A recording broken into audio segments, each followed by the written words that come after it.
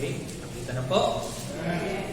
2 Corinthians chapter 1 verse 21 to 22. Basahin po natin ng sabay-sabay. Basa.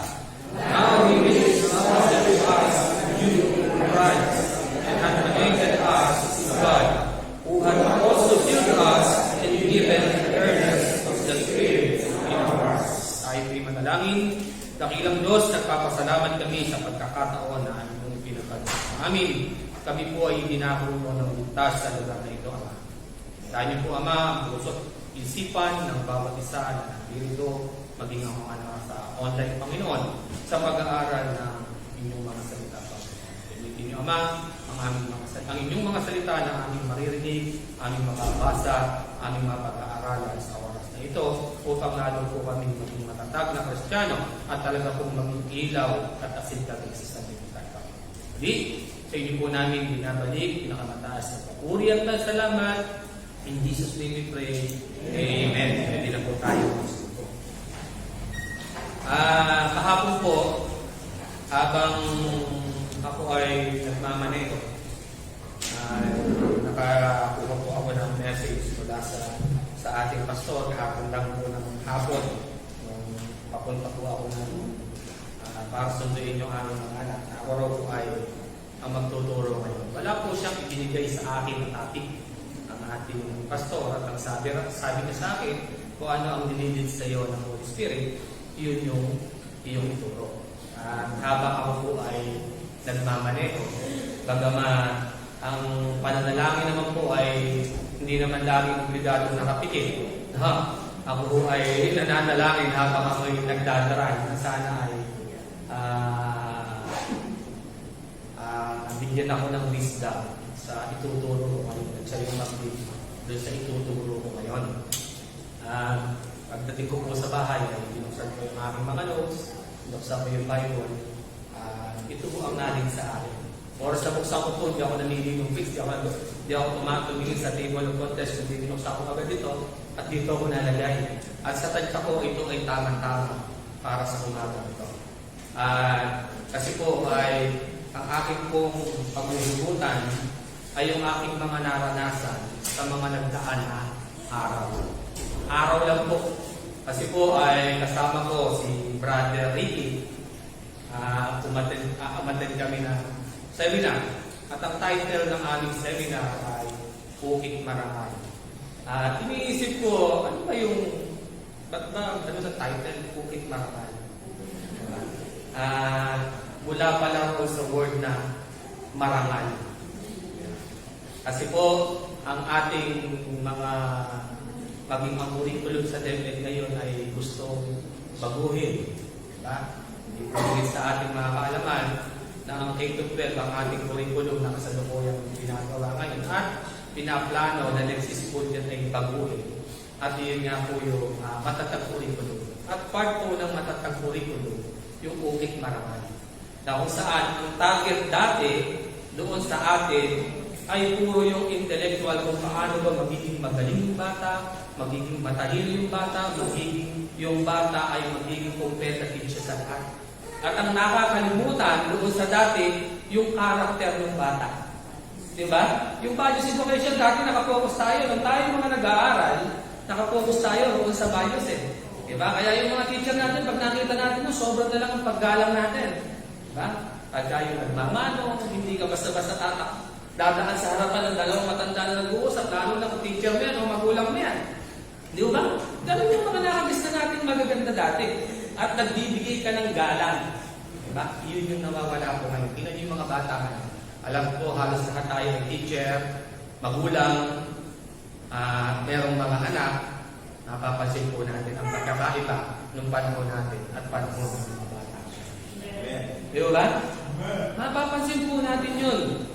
Na dati, pag tinignan ka ng teacher mo, parang takot na tatahimik ka na. Kasi tinignan ka, pag maingay ka, tinignan ka pa lang na gano'n. Para bang pakiramdam mo, lulubog ka na.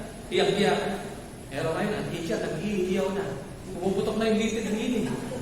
Yung bata, bali wala pa rin po. Di ba? Yun yung mga natin. At ang gusto ni DepEd ngayon, yung sineminar nga namin, kaya ako nag-umpisa sa isang pagkukwento doon sa ukit marangal, ang gusto nila, mag-umpisa daw po doon sa mga leader at sa mga teacher yung pagiging maganda ang karakter.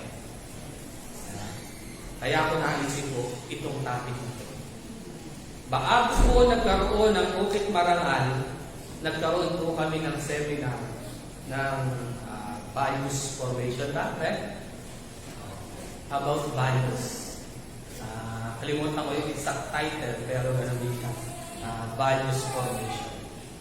Doon sa aking pag-aaral, pagkayari yung seminar ng values na yun, tinitingnan ko yung mga kasamahan ko, kasamahan ko ng student, kasamahan ko mga teacher, kahit na nai-echo namin, may pagbabago ba?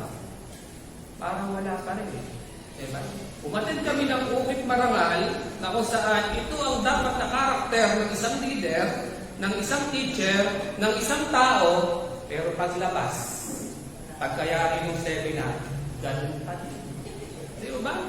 Yung mga kasamahan ko, na dating mga papunta kami, nagjo-joke na ng green, nagsasalita na ng yung mga salitang kanya ngayon na, lalo na yun, sorry po, yung medyo, yung mga baklaan pa salita. Di ba? Yung mga malalaswa pa rin salita. Pagkayari mo sa na, ganun pa rin po. Wala akong pinagbago.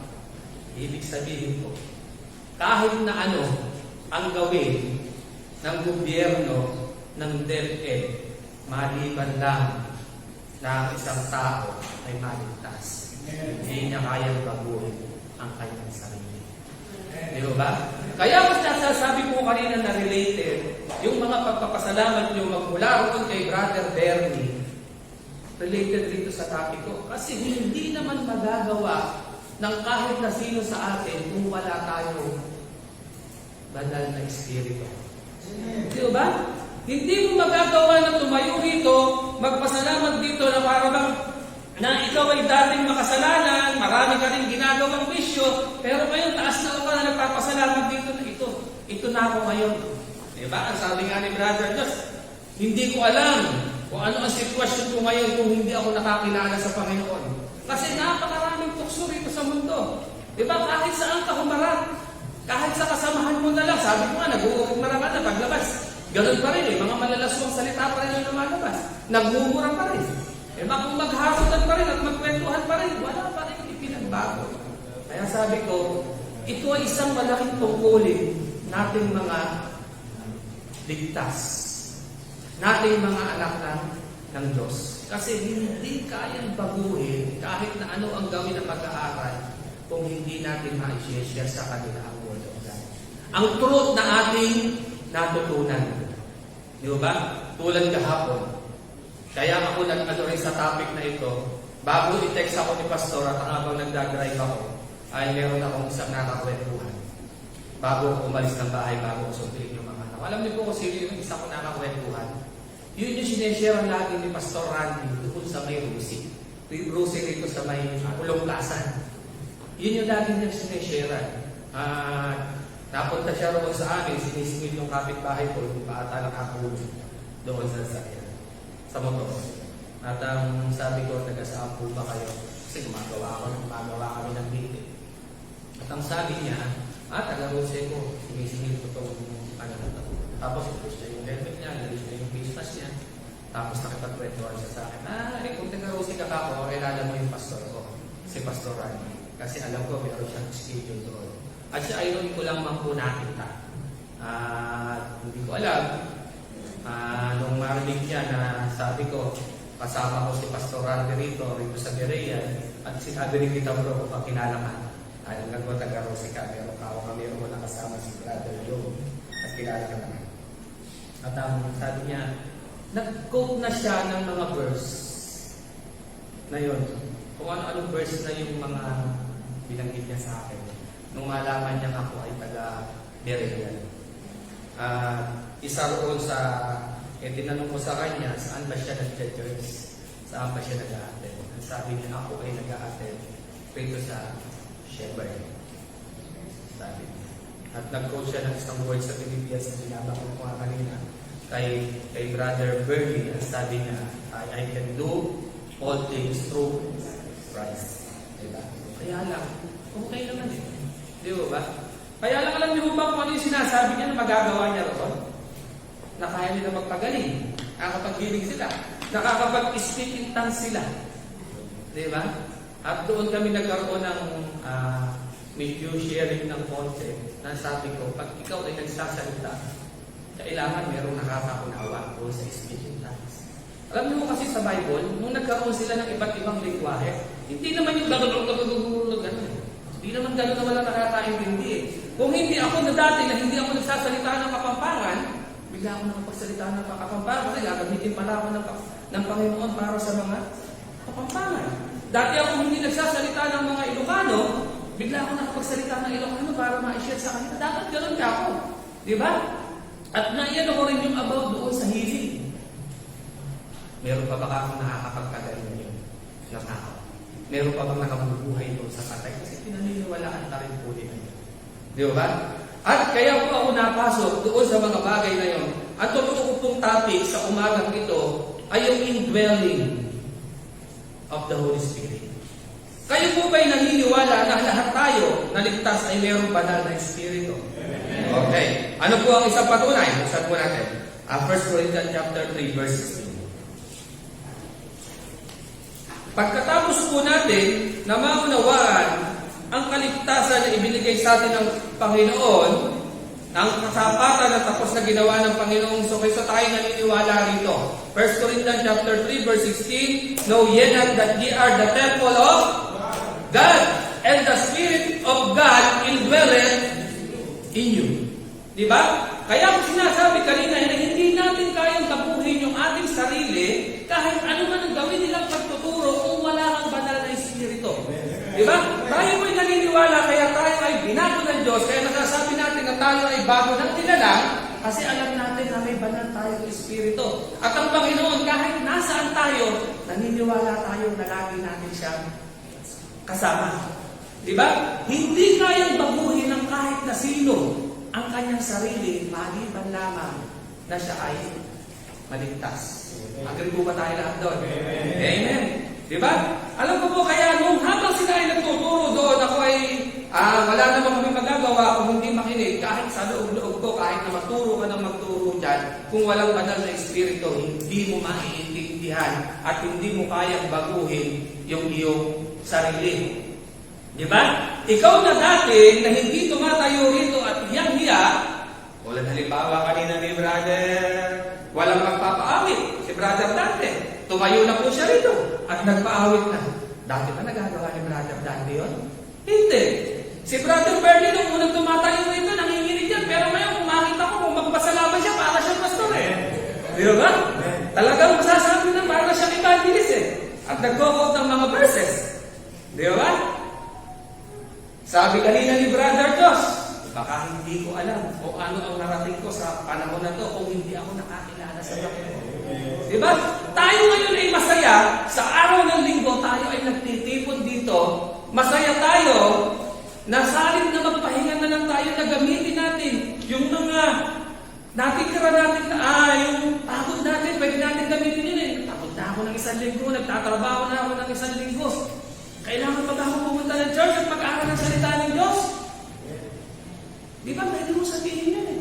Pero dahil may banal tayong Espiritu, yun nag-lead sa atin kung bakit ka nandito. Kung bakit merong matinding pagsubok sa buhay at sa pamilya ni Brother Eman, pero nandito siya para magpasalamat at pagpuri at mag-aaral ng salita ng Diyos. Di ba? Kasi kung minsan, pag wala kang banal na Espiritu, yung mga pagsubok na yan, lagi mo nasisisi ang sarili mo, nasisisi mo pati ang Panginoon. Kasi kung minsan ako sa sarili mo, ano ba ito? Totoo ba akong ligtas? Di ba? Ligtas ba ako? Ang dami-daming pagsubok, sakit na dumarating sa akin. Minsan ka lang nasasabi mo eh. Pero kung ligtas ka, nakikita mo siya ng positive. Di ba? Na na-aksidente ka na, habang ikaw ay nagmamaneho, natatawag, Panginoon, salamat at ito lang ang nangyari. Yes. Di ba? Pero pag ikaw hindi isang Kristiyano, hindi mo kilala ang Panginoon, at diba nandun na yung pagsisisi. Nandun na agad yung parang may nahanap ka na nagpo-focus kung saan ba isisisi yung nangyari sa'yo. Di ba? Ganun po tayo. Kaya tayong mga kanya-kanyang tungkulin. Handa tayong i-share kung gusto talaga natin baguhin ang mundo, gusto talaga natin marami ang maligtas, kailangan handa tayong mag-aral na salita ng Diyos at i-share yung ating natutunan ng kaligtasan. Diba? At handa tayong i-share bilang sa ating pamilya, sa lahat ng ating katrabaho, sa lahat ng ating nakakasalamuha. Diba? At hindi natin yung ikanihiya. Ang sabi ko nga sa kausap ko kahapon, pag ikaw ay hindi Kristiyano at hindi ligtas, magbitbit ka lang ng Bible sa inyong lugar at kinagsawad ka ng mga kaibigan mo, kamag-anak mo, sigurado sa susunod, itatago mo na ito. At yung Bible mo, liligtan mo na lang, ipabukol sa mga. Di mo ba? Pero bakit natin nagagawa yung mga bagay na yan? Merong mga ilang bagay, minsan na nararanasan natin, kahit ako sa eskwelahan. Minsan merong mga dumarating doon, nag-away, about family. Ang tingin nila sa akin ay para bang isang lahat ay kaya kong itago, yung lihim nila ay kaya kong itago, at yung kaya ko silang payuhan. Kasi po alam mo, dahil ang nakita nila, dahil pagkaharap ko sila, sinashare ko sila ng word of God. Minsan may dumating sa akin na isang mag-asawa sila. At ang dahilan nila ay siyempre, yung third party. Diba? Third party, yun ang problema nila. Umiiyak yung babae. Tapos dumating din yung lalaki. Parang nag-confess sa akin. Siyempre, kung magpapayo tayo, hindi yung personal experience, kundi gamit natin talaga itong word of God. Kaya lang, ang sabi ko, kahit na na-share ko sila ng gospel at naiyan ko pa rin, hindi pa rin kasi gano'n nila na, kasi di ba ang kaligtasan natin minsan, kahit na marami ka nang narinig, may pagkakataon talaga kung kailan ka lang naligtas Di ba? Pagkayari noon, alam niyo, umalis sila ng school, lumabas sila ng office ko, umiyak sila pa rin. Nagyakap sila. At nag-aan sila na hindi naman. Ay, nabalita mo isang araw, andito naman yung babae. Siyempre, pa rin po pala nagbago yung masabi. Diba? Kasi hindi pa rin siya naliligtas. Hindi pa rin niya naunawahan yun. Diba? Minsan, mayroong dalawang babae na nag-away, ginuduan sa school. At pinayuhan ko ulit. Nasabi ko, ano ba kakuha nga pala niyo? Pagkayarin yung mag-away. Diba? Naluwalhati niyo ba ang Panginoon? Naging halimbawa ba kayo sa mga anak niyo? Alam mo, yung nag-away na dalawang babae, umalis sila ng nakangiti, magkasundo, at nagkamay sila. Sabi ko, gusto ko umalis kayo rito sa 4 na sulok ng office ko na nakangiti at magkalikigan. Ganun po ang nangyari. Akala ko okay na. Dahil umalis sila, nagkamay sila, nanghingihan sila ng sorry, nagyakap sila sa harap ko. Tapos ngayon, nabalitaan ako, umattend lang ako ng seminar, pag ako, nagpaparanigan na naman yung dalawang kinakasin mo dyan Di ba? Hindi ko sabihin, hindi mo kayang baguhin ang sarili mo hanggang hindi mo naiintindihan ang salita. Di ba? Ang tanong lang doon, paano ka ba magkakaroon ng Holy Spirit? Tingnan po natin. Ang sabi nito, buksan po natin, Galatians chapter 3, verse 2. Ito po ay bagaman ulit-ulit nyo lang naririnig, alam ko po, kada inyong babasahin ng iba ang magsasalita, kayo po ay mabibless. Tingnan nyo po. Galatians chapter 3, verse 2. Ano po ang sabi? This would I learn of you. Receive ye the Spirit by the words of the law and by the hearing of faith. Sundan po natin, Romans 10:17.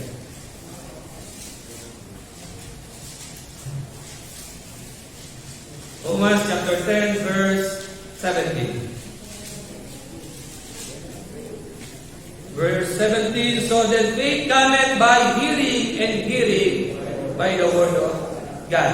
Kailan ka po nagkakaroon ng Holy Spirit? Nung ikaw po ay nanampalataya. At kailan po tumatag ang iyong pananampalataya? Paano mong naunawaan? Diba? Sa pamamagitan ng pakikinig. Kaya ako pinaniniwala na hindi mo pwede na sinyeran lang kita ngayon at hindi ka naman na-attend ng church ay atimano mananampalataya ka. Diba? Kung talagang naunawaan mo, sabi ko nga ako sa kausap ko kahapon, na taga-Rusi din, ang sabi ko, kung talagang naunawaan mo, dapat naghahanap ka ng tamang church na nag-aaral ng salita ng Diyos. Kasi faith is coming by hearing and hearing. Diba? kailan lang po tayo naging matatag. Diba? Nung maunawaan mo, hindi ka pa naman gano'ng kaganyang na kahit na malayo pa siya, talagang pupunta kayo. Diba? Kasi miski ako dati, pag wala yung pastor, wala naman para si pastor, di na lang ako atin. Diba? Pero nung maunawaan mo na ang pinupunta mo rito ay yung salita ng Diyos, kundi yung na laging may gagamitin ng Panginoon na magsasalita sa harap, nandiyan man o wala ang pastor, ikaw ay faithful na pupunta. Kasi handa kang mag-aral ng salita dahil oho ka doon sa salita ng Diyos na dapat mong marinig sa oras na yun. Kasi ang pananampalataya mo lalong tatatag yan at basta ano ang malalagay sa Panginoon, makikilala mo ang Panginoon sa patuloy na pag-aaral. At laging merong gagamitin ang Panginoon. Kaya yung pananampalataya natin sa pamamagitan naman po ng pakikinig at pakikinig ng salita ng Diyos. Ang sabi nito, the believer did not invite the Holy Ghost to dwell in him, but rather upon believing the gospel. Tayo dati, naniniwala tayo, hindi tayo dapat na yung i-invite natin ang Holy Spirit. Pero kung hindi, patagkayarin natin manampalataya, ano po ang sabi sa Ephesians chapter 1 verse 13? Ito po, sabi ko nga ay review lang, pero alam ko magiging blessing pa rin po sa akin. Ephesians chapter 1 verse 13, in whom you also trusted after that ye heard the word of truth, the gospel of your salvation, in whom also after that ye believed, ye were sealed with the Holy Spirit of promise. Pagkayari po natin manampalataya, alam natin, tayo ay silyado na. Tulad ng isang bagay na silyado na. Diba? Lagi nga naririnig natin dito ang isang example ng sealed para alam mo, kaya yung pag-aari yan, makita mo yung kanyang selyo. Diba? Kung doon sa kabayo, o doon sa kalabaw, dati nagpapawala ng kalabaw doon sa pinak. Bakit magkakamukha lang ang itsura ng kalabaw, pero pag dumating yung mga may-ari, alam nila kung alin yung kanila at yung next. Kasi, hinehero ka nila. Diba? Merong tatak. Pwedeng pangalan, kung ang pangalan ko ay Rolando Saraysay, pwedeng at S ang nakalagay doon. Akin nga yan. Diba? Ganun din po tayo. Alam ng Panginoon na pag-aari nila tayo kasi meron tayong banal na Espiritu. Di ba? Lahat ng bagay, kahit ng mga sasakyan, alam mo, ito ay gawa ng Rusi, ito ay gawa ng Yamaha, ito ay gawa ng Honda kasi meron sila tatak. Di ba? Silyado sila. At ito ang pinakamaganda roon sa binasa nating verse na ito. Di ba? Ang sabi sa atin, after, ang sabi rito sa ano yung binasa natin? Ephesians 1:13. Okay, Ephesians 1:13, in whom you also trusted after that ye heard the word of truth, the gospel of your salvation, in whom also after that ye believed, ye were sealed with the Holy Spirit of promise. Kaya tayo, hindi tayo natatakot. Diba? Alam natin na kahit na ano man nasaan man tayong lugar, alam natin na tayo ay silyado. Alam natin na anong oras kung tayo bawian ng buhay, tayo ay pupunta na natin. Diba? Kasi pagkatapos nating manampalataya doon sa tapos na ginawa ng Panginoon sa Kristo. Ang sabi ko rin sa kausap ko kahapon, ang sabi ko nga sa kanya, nakakatakot kung ang iyong church na inaatinan ay hindi nasasabi sa iyo kung saan ka papatutong pag ikaw ay inabutan ang kamatayan. Alam naman natin lahat na ang lahat ay mamamatay. Diba? Sabi ko sa kanila, kaya kailangan handa tayo kung sa mga ganon. Na-share sa kanila kasi nagkukunta siya ng mga word of God. Kung ikaw, kung hindi ka nag-aaral ng salita ng Diyos, natatakot ka. Alam niyo po ako dati, takot na takot ako pagka yung aking share-sharean ay nagkukunta ng mga salita ng Diyos. Kasi alam ko, meron na siyang alam. Marunong na siya. Natatakot ako, baka mamaya mas magaling sa akin. Pero sa atin, simple salvation lang ang matutunan natin sa pag-share. Ay napakalaking bagay. Diba? Kung hindi sila handa doon pala, kaya alam na alam ko na bago sa kanya yung kanyang natutunan pagamat siya'y dati na makikinig. Kasi yung isineshare ko sa kanya, para bang tinitingnan niya ako ng mabuti. At pinakikinggan niya yung lahat ng sinasabi ko para bang ninanamnam niya. Bagamat hindi ko siya nakita rito, expected ko na dumating siya, pero di nga rin siya dumating eh. Pero sana, isang araw talagang yung na-share at napag-aralan sa kanya ay magbunga. Talagang maghanap siya ng tamang church. Kasi kung yung church mo ka ay hindi na ituturo sa iyo ang tamang kaligtasan na pag ikaw ay ginawian ng buhay, may problema yung church mo. At kung ang church mo ay nagtuturo pa rin na may kasama pa rin, na may magagawa ka, may problema yung Diyos mo. Lagi kong binigay sa Kanya. Ano ba ang kahalagahan ng tapos na ginawa ng Panginoong Jesucristo kung ikaw pala ay mayroong magagawa? Di ba? Kasi lagi niyang inaano ay mayroon siyang magagawa. Pero alam din niya, inubo din niya sa akin yung Ephesians 2:8 and 9. Binanggit din niya yung kaya lang, hindi niya gano'ng naiintindihan. Hindi nga sa ating mga gawa, kaya lang, meron pa rin siyang dagdag. Diba?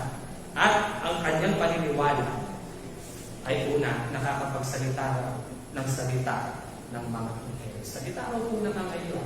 Yung tumigil ka mata, alam ko, sinasabihan, pagka yung maga, nakapanood na rin ako eh. Natakot nga ako eh.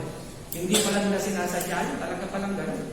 Nga ba, tumigil ka gano'n, kung anong ibig sabi. Di ba? Pero meron mga ako, nakikita nyo sa YouTube minsan eh, yung mga binubuhat. Di ba ron, kasabuhat lang, yung iba naman. Nakita mo binubuhat sa talaga, binubuhat na eh. Iba kumakapit pa. Naparoon nyo ba yun? Yung kumakapit pa. Okay. Kaya tayo, kung sa gano'n, hindi na po tayo madadaya. Di ba? Kasi merong Holy Spirit na nag-guide po sa atin. Okay po? Buksan po natin. Romans chapter 8 verse 9.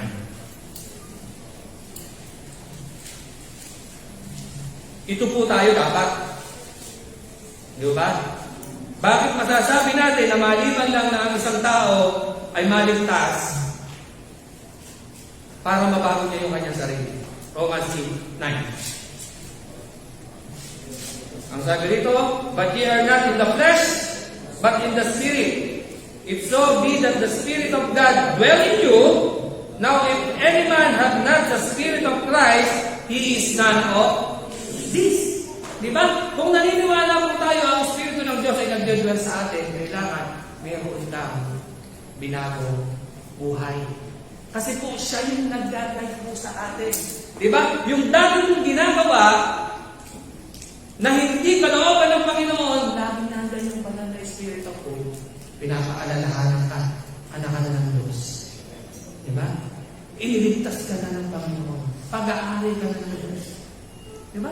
Lagi kang pinapaalalahanan niya, kaya unti-unti nababago mo yung iyong buhay. Yung iyong dating ikinahihiya na pag-aaral ng salita ng Diyos, pero ngayon pastor ka, na ako ay Kristiyano. Diba? Ako ay anak ng Diyos, ako ay papunta ng langit. Diba? Pero dati, ako nararanasan ko ang dati. Sino sa inyo yung pupunta ng langit, anong oras ng bawian ng buhay? Itingin muna ako sa mga katabi ko gano'n. Pag walang nagtataas, ito walang tataas. Diba?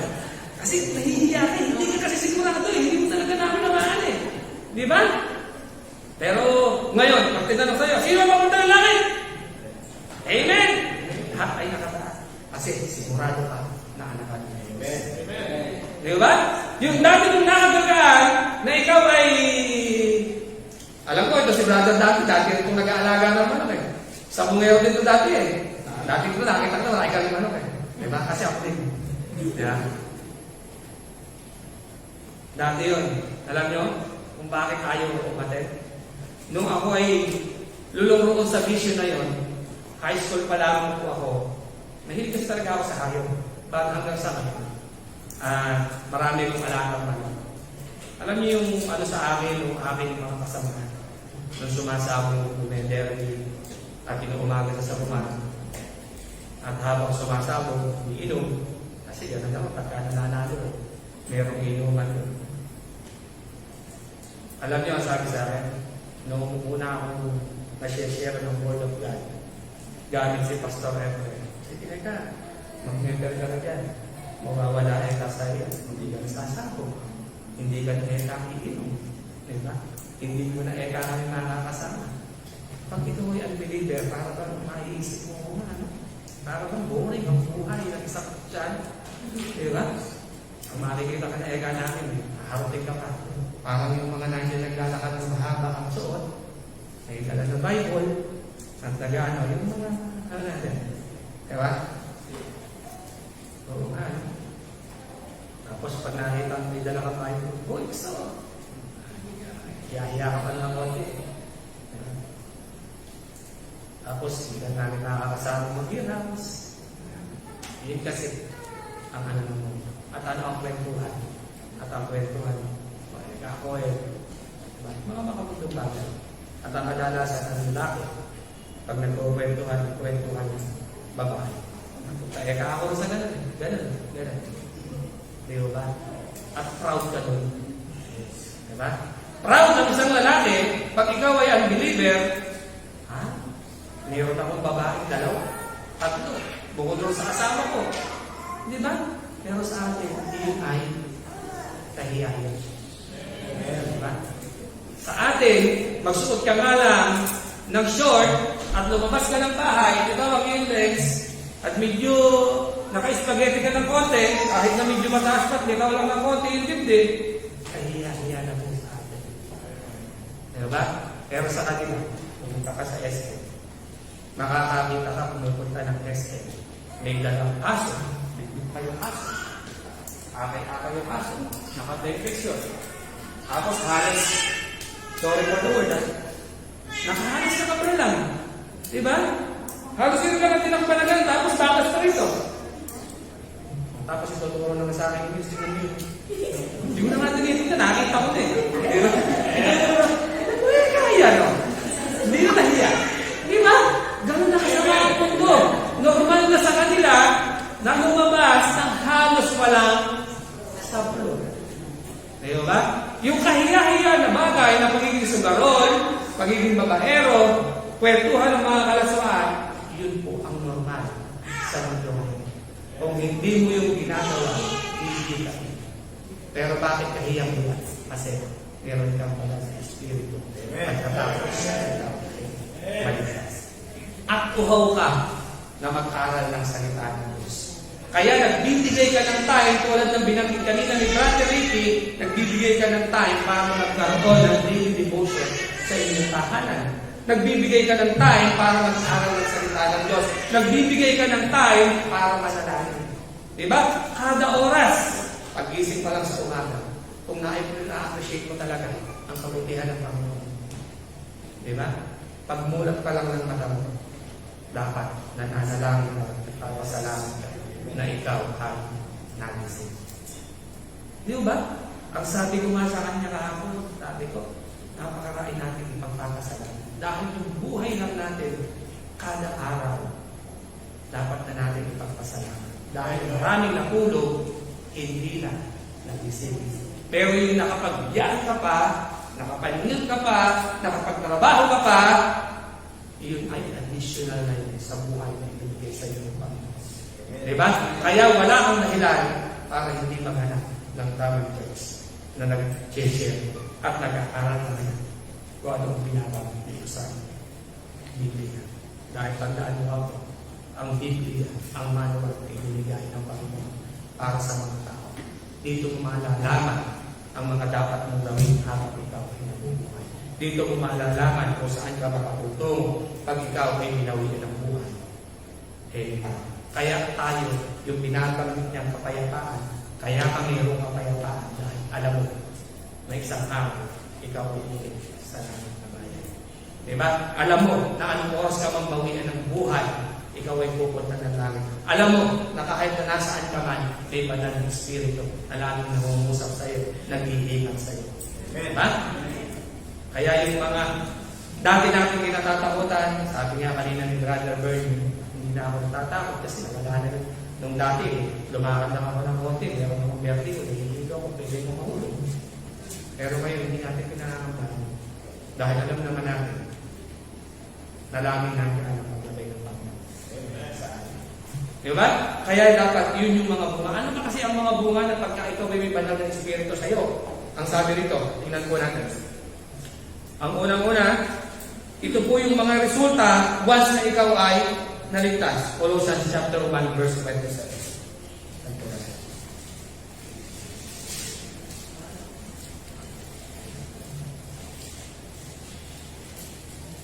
Colossians chapter 1 verse 27. To whom God would make known what is the riches of the glory of this mystery among the Gentiles, which is Christ in you, the hope of glory. Sarap pakinggan. Sarap basahin. Ang sarap namnamin. na ang Panginoon ay nasa sa atin, di ba? At ang sabi rito, si Christ now becomes the believer's hope of glory. Siya yung ating pag-asa. Na tayo na dating walang pag-asa, hindi natin alam ang patutunguhan natin, tayo mamamatay ng papunta ng impyerno, pero dahil sa Panginoong Jesucristo, doon sa tapos na kanyang ginawa, merong tayong pag-asa. Merong langit na bayan na naghahantay po sa atin. Diba?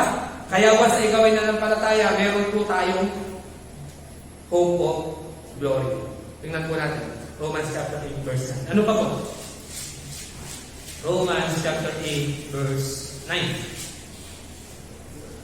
Sabi rito, but ye are not in the flesh, but in the Spirit, if so be that the Spirit of God dwell in you. Now if any man have not the Spirit of Christ, he is none of this. Diba? Malinaw po dyan, tayo ay pag-aari na ng Panginoon. Ibig sabihin, kung pag-aari ka ng Panginoon, wala kang gagawin na hindi kalooban ng Panginoon. Diba? Lagi tayong nare-remind, yung banal na Espiritu, nire-remind ka, uy, anak ka na ng Diyos, mali yan. Diba? Inire-remind ka niya, ibig sabihin, kung na-remind ka, hindi mo na gagawin yung mga bagay na hindi kalooban ng Panginoon. Diba? Kaya dapat, kung kinekuri mo na ikaw ay Kristiyano, wala nang Kristiyano makikita sa loob ng sakuman. Wala nang Kristiyano makikita sa loob ng beer house. Diba? Wala nang Kristiyano nagiging masaya pagka merong pag-usapan na merong mga green. Diba? Wala nang Kristiyano dapat na siya pa yung nangunguna pagdating sa kandalan. Tulad nga ng halimbawa ko kanina. Bakit? Bakit nila nasasabi na Sir pala, pwede ko palang pagsabihan ng aking problema para ma-share ako eh. Diba? Kasi kung na-experience nila ng minsan, 2 beses, at yung sinabi sa'yo, natapos na sa'yo, at napayuhan mo siya, at hindi na kumalat, kakaon siya ng tiwala sa'yo. Okay nga pala si Sir. Diba? Pero kung ikaw ay naging marites, kaya rin pag-alis ko, at ikinuwento mo na yung nangyari, tingnan mo kung nakita ka pa sa Diyos. Diba? Kailangan wala ng marites sa atin. Diba? At ang dapat na pagiging marites ng isang Kristiyano, ang isinisit natin yung salita. Diba? Maging marites ka kung kaligtasan, paraan ng kaligtasan ang iyong sinishare. Pero kung ang imamarites mo ay yung buhay ng kapwa mo, ng kasama mo, kung ka ng pamilya. Tuloy po natin. Ano pa ho ang bunga ng isang ligtas ng merong banal na Espiritu? 1 Corinthians chapter 3 verse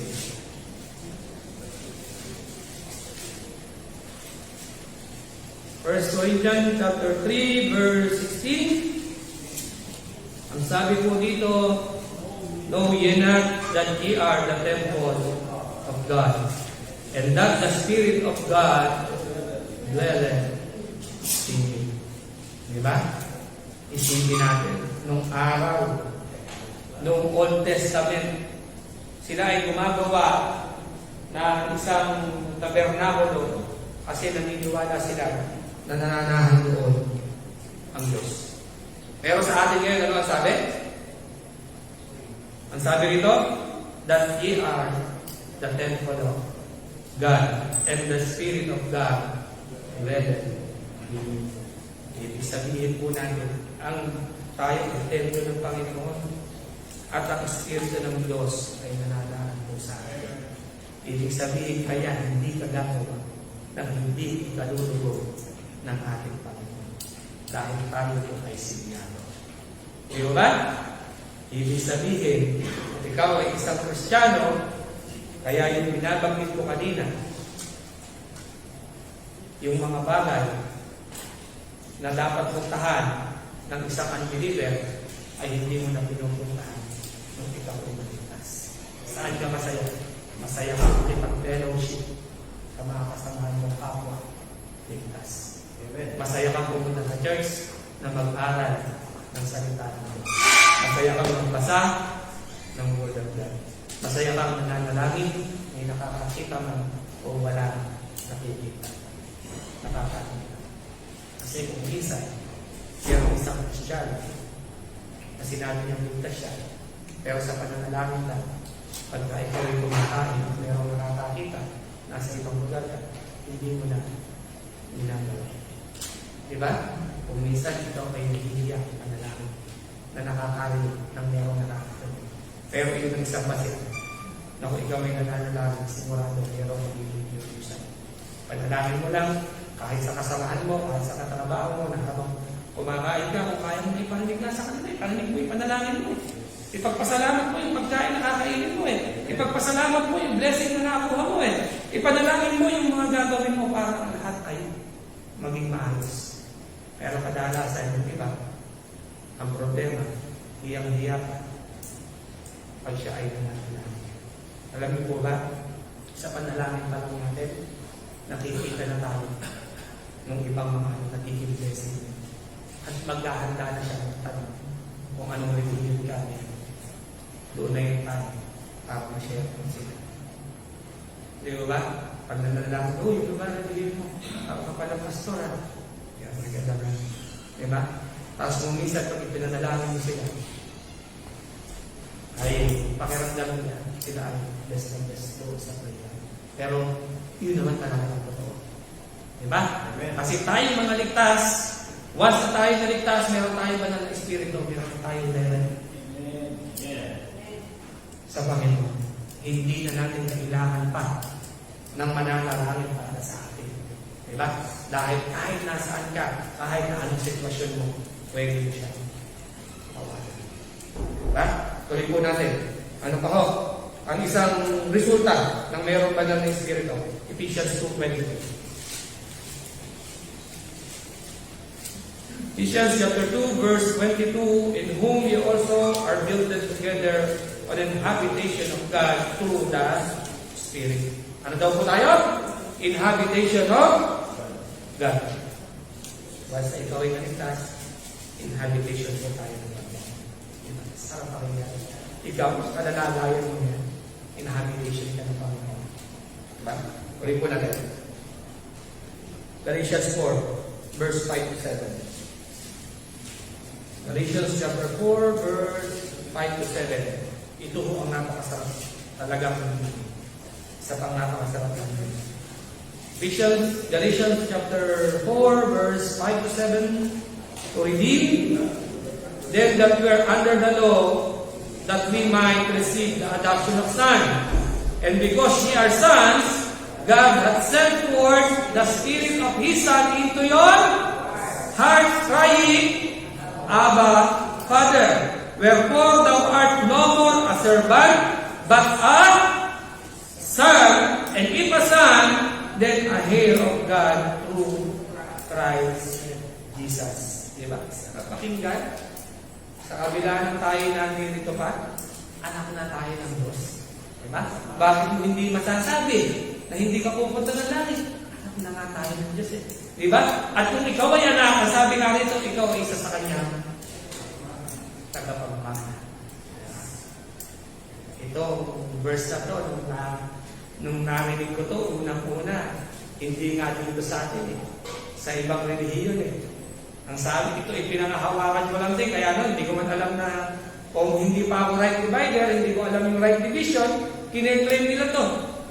Di ba? Kaya ang sabi ng relihiyon natin ito, sabi ko, tanong ko sa kanila, paano nyo pong naalaman? Kasi ang kinuha nila, nung daw 20, mag-year 2000, yun daw ay millennial kingdom na. Sabi nila. Kaya ang tanong ko, paano nyo pong naalaman na yun ay millennial na? Sabi ko gano'n. Kasi kinuha nila to, kasi kami ay anak ng Diyos. At kanino ba ipakikita ng Panginoon ang kanyang sikreto? Sa aming mga anak. Sabi niya. Tapos, nagtanong uli ako ng tanong, paano kung dumating ang 2000 at hindi nangyari yung sinasabi yung millennial? Hiwa-hiwalay na po ba kayo? Sabi ko, sabi ko. Pero hanggang ngayon, hindi mo pa rin po sila. Yun po ang problema. Diba? Kasi hindi nila naiintindihan yung right division, yung truth ng ating nakumabakan. Kaya i-claim mo lahat kung ano ang nandirito, kung iyan ba ay para sa'yo o hindi. Kaya pati yung dapat sa mga papasok doon sa millennial, ituloy mo yun. Pati yung mga pangako sa mga Hudyo, ituloy mo yun. At aaminin mo na rin na ikaw ay isang Hudyo. Sasabihin niya, tama ba yan? Kasi kami yung mga lost sheep of Israel. Word pa naman Israel eh. Hindi ka nga Israelita, hindi ka nga Hudyo eh. Hintil ka nga eh. Diba? Yun ang problema. Pero tayo, naintindihan natin yung truth dahil sa mga ginamit ng Panginoon. Diba? Kaya ibig sabihin, yung natutunan natin na katotohanan, handa natin yung i-share. Hindi yun natin dapat itapo. Diba? Huwag natin yun dapat ikanila. Tuloy po natin. Ephesians chapter 1 verse 14.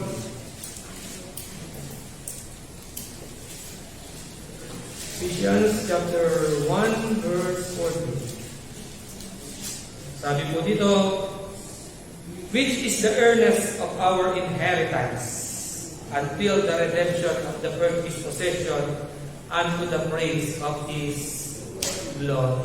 Diba? Ano po ang gusto ko makita ron? Ang sabi rito, ang isang believer daw, the earnest God's inheritance. Diba? Alam natin na meron tayo yung ipinangako sa atin ng Panginoon. Isang araw, tayo ay gagawin at makuha natin yung pangako na ipaminahal sa atin. At iyon ang buhay. Isang araw, ang kasama natin ang Panginoon sa langit na bayan yung pinangako sa atin. Diba? Na kung saan ang lahat ng bagay ay perfecto na. Hindi na natin kailangan pang pagtiis tulad ng mga nararanasan natin ngayon na hirap, karamdaman, pagpapagod, dahil isang araw, gagraduate na tayo at kasama natin ang Panginoon sa bayan, sa bayan na pinangako sa atin. At para po sa last verse, Romans chapter 8, verse 14 to 16, dito po tayo pagtatapos. Romans chapter 8, verse 14 to 16. For as many as are led by the Spirit of God, they are the sons of God.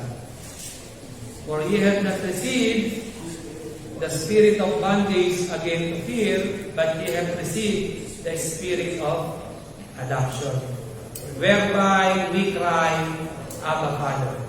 The Spirit itself beareth witness with our spirit that we are the children of God. And if ye the children, then heirs of God, and joint heirs with Christ, if so be the suffer with Him, that we may be also glorified together. Diba? Sarap po naman. Tayo po ay anak ng Diyos. At tayo ay kasama ng Diyos. Diba? Tayo ay tagapagmana ng Panginoon kung ano man ang meron siya. Isang araw, alam natin, isang araw tayo ay kukunin na ng Panginoon. Kapalad tayo na kung hindi na natin abutan ng pamatayan at tayo hindi lang mag-rato kasi hindi naman natin alam kung kailan tayo kukunin ng Panginoon. Mahalaga, alam natin na tayo ay alam ng Diyos, pero tayo ng Espiritu at dahil natin siya kasama kahit sa aming total ng Diyos. Ako po, magandang umaga po sa ating lahat. Nangiya po po ang lahat na kumikip at tayo po ay manalangin. Pakilang Diyos, papasalamat kami sa aming sa inyong mga salita na aming nakapagpagulayan sa umaga na ito. Maraming salamat naman sa pangako na isang araw ng paglaling ng pupuin. Maraming salamat pala sa comforter na inyong pinagdala sa amin. Maraming salamat naman sa banal na Espiritu na daming nagagabay po sa amin na naging matotoo Panginoon sa harapan ninyo na kami talagang pag-akakil ninyo. Maraming salamat naman sa patuloy na kalakasan para naman na patuloy na inyong pinagkakaroon sa amin. Salamin namin naman na kami ay talagang maging ilaw at asin ng sa inyong pati. Gamitin nyo ang bawat isa sa amin, Panginoon, upang marami pa po kami mga ng inyong mga salita. Marami pa po kami mga ma-share ng inyong mga salita. At marami pa po maligtas at makaunaw ng katotohanan na inyong pinagkatiwala sa amin. Gamitin Mama ang bawat member ng Berean Church sa pag-aabot sa pag-share ng inyong mga salita sa lugar ng paglaban, sa lugar ng Pampanga, Panginoon, maging sa gawin mula at Panginoon. Gawin niyo kami ng mga halimbawa, Panginoon, sa aming mga nakakatrabaho, sa aming pamangkanan, sa aming mga nakakasalamuhan sa araw-araw. Gamitin mo ang tulay naman, gawin mo ang tulay, at mag-bless niyo po kami sa kanila, Panginoon, at mag-share sa kanila ang inyong mga salita, ang gospel, Panginoon, ang kasapatan ng inyong ginawa doon sa cross ng Kalbaryo. Maraming salamat naman sa patuloy na pagkakaroon ng kalakasan. Kunin po namin dinadalangin ang aming pastor na hindi po namin kasama sa oras na ito. Kayo ang patuloy na ingat sa kanya. Gamitin sila, Panginoon, ng buong pamilya na sa lugar na iyon. Mag-blessing po, Panginoon. At pinakong naman sa makauwi po sila ng ligtas at nakasali namin sila, Panginoon, sa mga susunod namin at sa mga.